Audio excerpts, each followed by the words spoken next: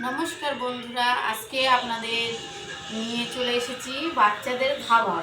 কেননা অনেক মারা কি খাওয়াবো বাচ্চাদের একটা চিন্তা থাকে, তাই আপনারা প্লিজ ফলো করুন। দেখেন আমি কি বাচ্চাকে খাওয়ানোর জন্য আমার 2 বছরের বাচ্চাকে কি খাওয়াই সেটা আপনাদের দেখাতে চলেছি।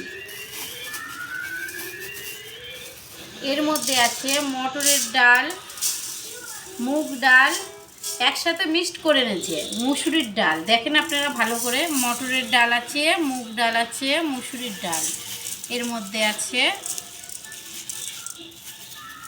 তারপরে নিয়ে নিলাম গোবিন্দভোগ চাল পরিমাণ মতন। আমি এইগুলো যেরকম ডাল 100, মুগ ডাল 100, মটরের ডাল 100, মুসুরির ডাল 100 আর 200 গোবিন্দভোগ চাল। এই যে 200 গোবিন্দভোগ চাল,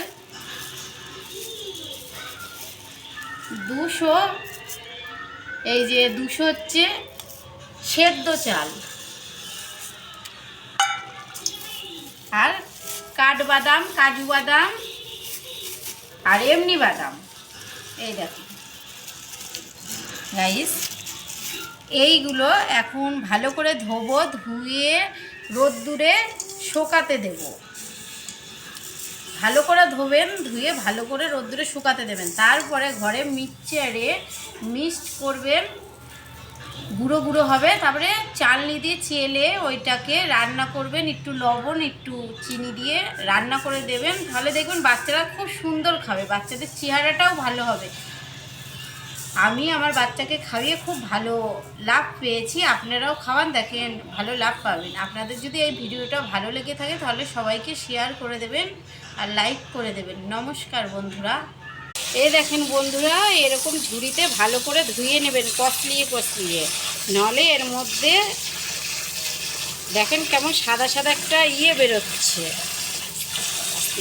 হ্যালো বন্ধুরা, এই দেখো আমি এখন এইগুলোকে রোদ্দুরে দিয়ে দিচ্ছি, ভালো করে রোদ্দুরে শুকিয়ে তারপরে গুঁড়ো করবে। পুরো ভিডিওটা তো দেখাতে পারছি না, গুঁড়ো করে বাচ্চাকে খাওয়ানো, কালকে সেটা দেখাবো। কেননা এটা অনেকক্ষণ টাইম লাগবে শুকাতে। ভালো করে মচমচে করে শুকিয়ে নিয়ে একটুখানি কড়াইয়ের মধ্যে হালকা একটু ভেজে নেবে। এইগুলো সব দিয়ে হালকা ভেজে নিয়ে তারপরে গুঁড়ো করবে। আপনাদের বাচ্চা দেখবেন এইগুলো খাবে খুব সুন্দরভাবে। অনেক বাচ্চা এই ভাত সবজি খাচ্ছে, খেতে খেতে ওয়াক তুলে দিচ্ছে, এইটা খাবে দেখবেন সব খাবারটাই শেষ করে দেবে। খুব ভালো খাবে বাচ্চারা। আমার বাচ্চাও খুব সুন্দর খায়, কালকে শেয়ার করবো, দেখবেন আমার বাচ্চা কি সুন্দর ভালোভাবে খাচ্ছে।